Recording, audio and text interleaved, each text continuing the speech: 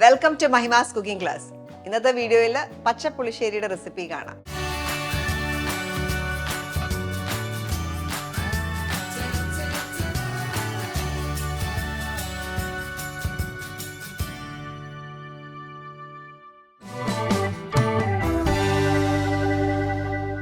പച്ച പുളിശ്ശേരി ഉണ്ടാക്കാനായിട്ട് ഒരുപാട് വേരിയേഷൻ ഉണ്ട്. ഇന്ന് ഞാൻ ചെയ്യാൻ പോകുന്നത് ആദ്യം നമ്മൾ തേങ്ങ ഒന്ന് അരച്ചെടുക്കും.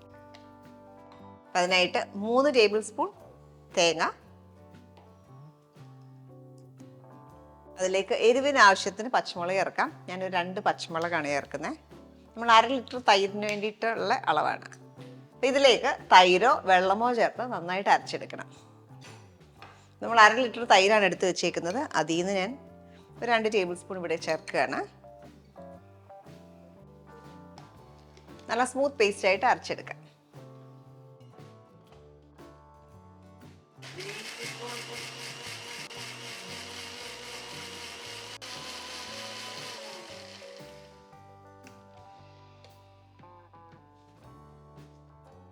ഇതേപോലെ അരച്ചെടുത്തു. ഇനി നമ്മൾ എടുത്ത് വെച്ചേക്കുന്ന തൈരിൽ മിക്സ് ചെയ്യണം. ഇത് 1/2 ലിറ്റർ തൈരാണല്ലോ. ഇത് നന്നായിട്ടൊന്ന് ഉടച്ചെടുക്കുക. അതിനുശേഷം ഈ അരപ്പിനകത്തേക്ക് ചേർത്ത് വെക്കാം. അപ്പോൾ തൈര് വേണമെങ്കിൽ മിക്സിയിലിട്ടൊന്ന് അടിക്കാം. ഞാൻ ഇതേപോലെ വയവസ്ക് വെച്ചിട്ട് ഒന്ന് ഉടച്ചെടുക്കും.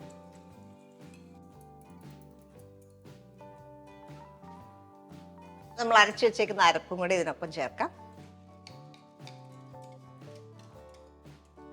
അപ്പോൾ തൈരും ഈ തേങ്ങയുടെ മിക്സറോട് നന്നായിട്ട് മിക്സ് ചെയ്യുക.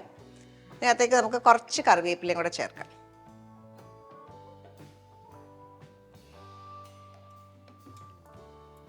എളുപ്പം ഉണ്ടാക്കാതെ ഒരു 5 മിനിറ്റ് താഴെ സമയം മതി ഇതെല്ലാം കൂടെ ഉണ്ടാക്കാനായിട്ട്. നല്ല ടേസ്റ്റി ആയിട്ടുള്ള പുളിശ്ശേരി. നമ്മൾ കാച്ചിമോരൊക്കെ ഉണ്ടാക്കുന്ന പോലെ തന്നെ, പക്ഷേ ഇതിനകത്തൊന്നും ചേർക്കത്തില്ല. ഇഞ്ചി, വെളുത്തുള്ളി, ജീരകം ഒന്നും ചേർക്കുന്നില്ല. ഇത് റെഡിയാക്കി നമുക്ക് മാറ്റി വെക്കാം. അടുത്തായിട്ട് കടുക് പൊട്ടിച്ചെടുക്കണം. അതാണ് ഈ കറിയുടെ ഫ്ലേവർ. പച്ചപ്പുളിശ്ശേരിയുടെ മെയിൻ ഫ്ലേവർ എന്ന് പറഞ്ഞാൽ ഈ കടുക് പൊട്ടിക്കലാണ്. അപ്പം അതിനായിട്ട്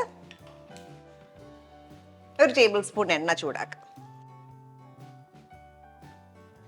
ചൂടായ എണ്ണയിലേക്ക് കടുക് ചേർക്കാം. 1/4 ടീസ്പൂൺ കടുക്, ചുമന്നുള്ളി 2 എണ്ണം സ്ലൈസ് ചെയ്തത്. ഇതൊന്ന് ബ്രൗൺ ആവട്ടെ. ഇനി ഇതിലേക്ക് ചുമന്നുള്ളി ഒന്ന് ബ്രൗൺ ആകുമ്പോൾ ഇതിലേക്ക് 2 മുളക് ഒന്ന് കീറിയിടാം. ഒപ്പം കറിവേപ്പില. അതിനകത്ത് നമ്മൾ മഞ്ഞളും ഇടത്തില്ല. ഇനിയും ഒന്ന് ഓഫ് ചെയ്ത ശേഷം നമുക്ക് ഈ മോരിനകത്തേക്ക് ചേർക്കാം. വലിയ ചൂടോടെ ഒഴിച്ച് കഴിഞ്ഞാൽ ചിലപ്പോൾ പിരിയും. അത് അവോയ്ഡ് ചെയ്യാനായിട്ടാണ്.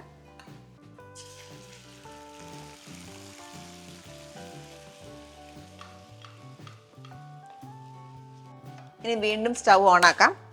ചെറിയ ഫ്ലെയിമിൽ ഈ മോരൊന്ന് ചൂടാകുന്ന വരെ കുക്ക് ചെയ്യാം. തിളയ്ക്കരുത്. ഒരുപാട് തിളച്ച് കഴിഞ്ഞാൽ പിരിയുകയും ചെയ്യും. മാത്രമല്ല ഇതിൻ്റെ കട്ടി അങ്ങ് കുറയും. ഒന്ന് ആവി വറക്കുമ്പോഴത്തേക്ക് നമുക്ക് എടുക്കാം. അപ്പോൾ ഈ മോര് ചൂടായിട്ടുണ്ട്. ഒന്ന് ചൂടാകുമ്പോഴത്തേക്ക് ഓഫ് ചെയ്യാം. അപ്പോൾ ഓഫ് ചെയ്ത ശേഷം കുറച്ച് നേരം ഒന്ന് ഇളക്കുക, എന്നാൽ വലിയ ചൂട് പോകാനായിട്ട്. ഇനി നമുക്കിതിലേക്ക് ഉപ്പ് ചേർക്കാം.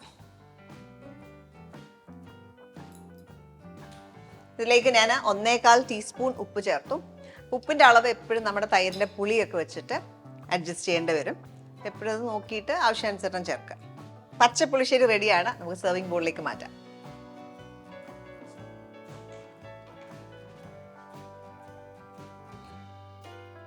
നമ്മൾ ഒട്ടും വെള്ളം ചേർത്തിട്ടില്ല. ഈ ഒരു അയവിലാണ് എടുത്തേക്കുന്നത്.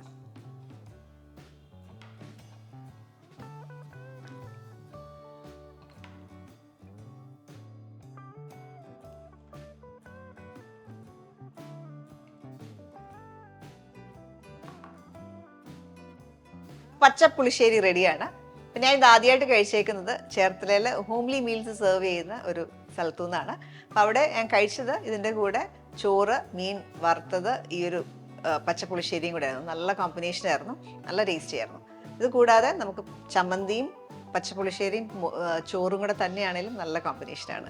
ട്രൈ ചെയ്ത് നോക്കുക. എന്നിട്ട് നിങ്ങളുടെ ഫീഡ്ബാക്ക് അറിയിക്കുക. അടുത്ത വീഡിയോയിൽ നമുക്ക് വീണ്ടും കാണാം. Thank you for watching Mahima's cooking class.